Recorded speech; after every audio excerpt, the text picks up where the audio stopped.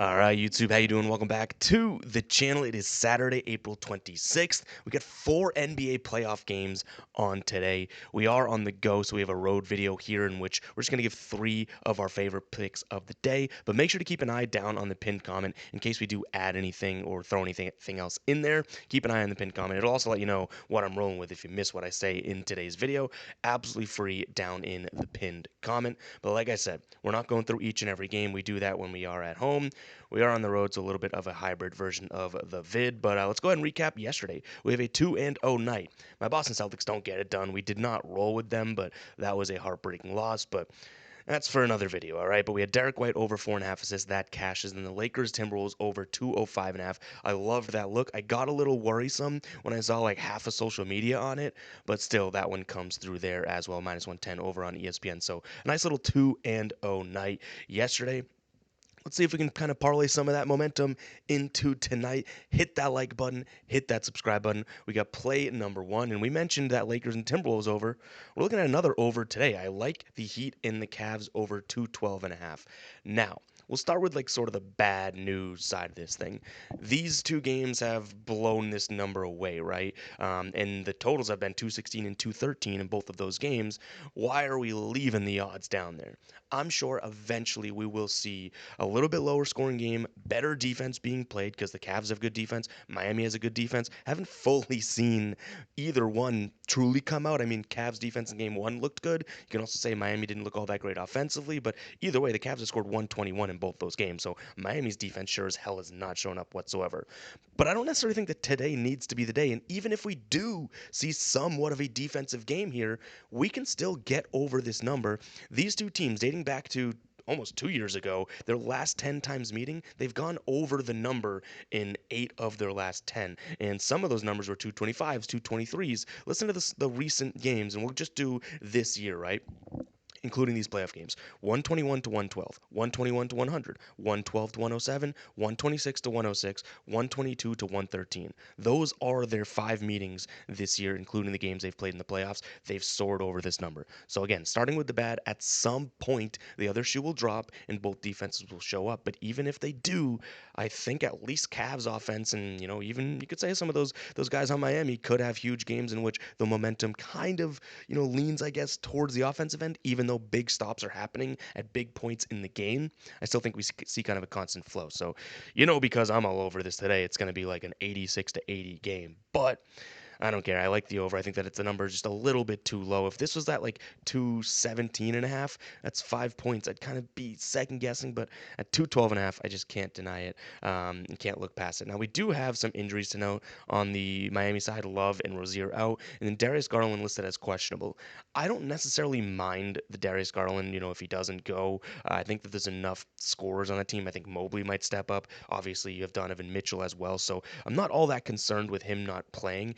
That doesn't necessarily help the over. I'm not going to go crazy and say that. That allows them to put more emphasis on Mitchell as a ball handler and kind of pinch him, and allows them to pack the paint a little bit more for Mobley because Garland can shoot it, right? So obviously it doesn't help the Cavs offense, but again, even if we're looking at like a 110 to 102 type finish today, we're right there. Say it's 111 to 102. Bang, over cashes. So this really is about the number to me, ultimately.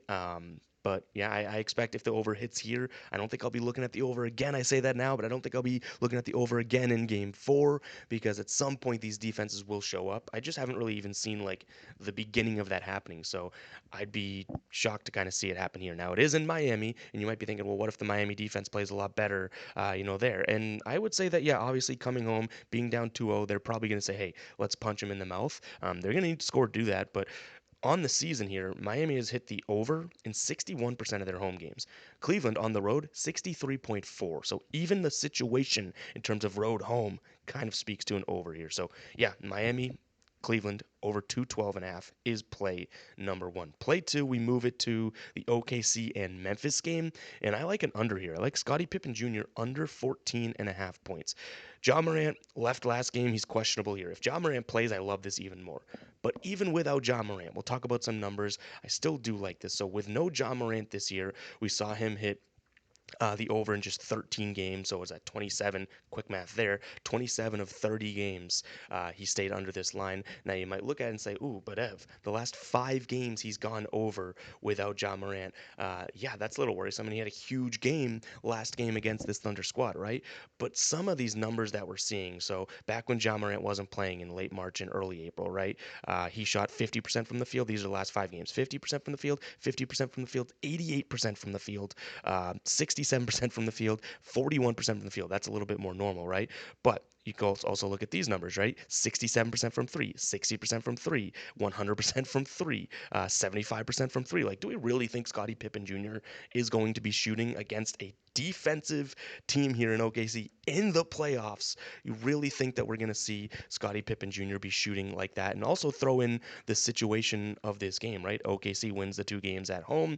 They go to Memphis. Ja gets injured. They come back, win that game. This is a closeout game. OKC could be punching them in the face here. I don't think they're going to let Scottie Pippen Jr. beat them. So 15 points, I think, is a little bit too high for him. Again, he did go off in Ja's absence, and sure, he can catch and shoot and make some shots, but ultimately, I think that this Thunder team should be pretty good defensively there.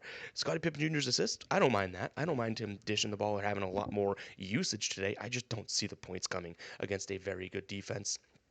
In terms of games against this Thunder squad, even forgetting, or actually we can keep Ja Morant in there because I think he played 2 games, yes. So back in late March, he had 17 against this Thunder squad, 60% from three and 50% from the field. Again, I'm expecting regression, especially in the playoffs without that. He had 10 points while shooting 50% from three and 57% earlier in the year without Ja Morant. With Ja Morant, again, if Ja ends up playing, that's going to look even better. He hit the under in 4 of 7 games here. This is including that playoff game that he just went off. So if we exclude that one, where it's technically without, he actually hit it in 4 of the 6, and the 15 and 17 were the ones that he went over. So just barely over. Again, you know, he's going to get more of a workload, a ton more minutes. I do understand that, but 15 points, I don't think that that's going to be his role today. So Scottie Pippen Jr. under 14 and a half points. Last play on the board looks a little bit different. We don't have a nice fancy screenshot graphic, if you'd call that fancy, but I do have 2 same-game parlays, and they're very similar, and we've already had some success doing this in this series. The Lakers and the Nuggets here. The Clippers and the Nuggets, not the Lakers and the Nuggets. Maybe that was some sort of foreshadowing. But Clippers Nuggets, I have 2 same-game parlays. They're both minus 140, so yeah, a little on the juicier end, but I like both these. They're going to be quarter unit each, so they kind of, the two together amount to the half unit that everything else is. But they're very, very simple, and I don't think we need to explain them too much because they should make sense to you if you've watched basketball this year. James Harden, the first one, James Harden, Kawhi Leonard, and Ivica Zubac, all to get 15 plus points. Why? Those are 3 of the top 4 point scorers for the Clippers. We've seen some success with that this season, this series, I should say, and all of their lines a little bit higher, so we're moving them down. Kawhi the most, James Harden the next, and then Zubac, I think his line is at 16.5 or 17.5, so could be the sweatiest one, right? But why do we like that? These, again, if the Clippers are going to compete, if they're going to win, which they're up 2-1 in this series, it's a monumental game. If they play well offensively, we know James Harden and Kawhi, knock on damn wood, should get their 15, right? We know that it's either Zubac or Norm Powell that's going to contribute that next sort of workload from the core four, right? So yeah, this parlay, the same game parlay, is going to be looking at Zubac. Would you look at that? All we do for the second same game parlay, swap out Powell, swap out Zubac, throw in Powell, and we have Kawhi, James Harden, Norm Powell, 15 plus points. If both Norm Powell and Zubac score 15 plus, then we cash both of these. If one of them does, at least we mitigate the loss a little bit of the other. But I don't think that there's a world in which, and I'm speaking pretty confidently, like as if these are guarantees in today's video, which they're not. I don't think there's a world in which both Zubac and Powell both don't contribute. You know what I mean? So I think we have our core in terms of Kawhi and James Harden, and then at least one of the other two should be able to get their 15, especially with their lines at like 17 and a half. And if they both do, then we're looking and sitting pretty. You know what I mean? So kind of just a strategy play on liking this opportunity for these guys, liking the situation of the game, but not loving like their line. Like Norm Powell had the one good game last game. I don't think he deserves a 17 and a half or 18 point line, right?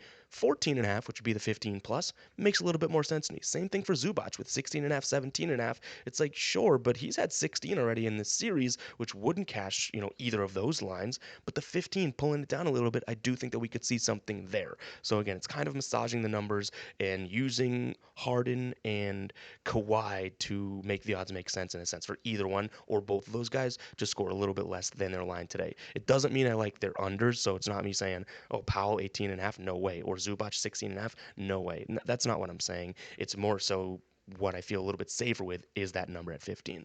But yeah, guys, it's going to wrap it up for today's show. If you made it this far in the video, go ahead and comment 10. Really do appreciate it. I said it in the baseball video, but really appreciate it when you guys rock with me during the road videos. Obviously, my preference would be to be doing the normal videos each and every day, but it is what it is. And guys, talking into a mic, tilting my head down like this, look at how bad.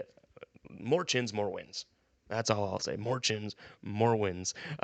But let's recap what we got here. We got play number one, the total going over in that Cavs and Heat game. Next up, Scottie Pippen Jr. under in points. And then play number three is play number 3/4 are those two same game parlays we talked about. Zubac, Powell, if they both get 15, we look like we're sitting pretty as long as Harden and Kawhi did their job. But like I said, appreciate you guys rocking with me on the road here. I know they're shorter, a little bit different vibe, but I'd rather make a video and put in the work than just say, hey, I'm traveling, no video today. You know what I mean? We'll do that sometimes when we physically can't, but if we can make it happen, I want to make it happen. Love building this community. Love you guys. Catch you guys in the next one, all right? Peace out.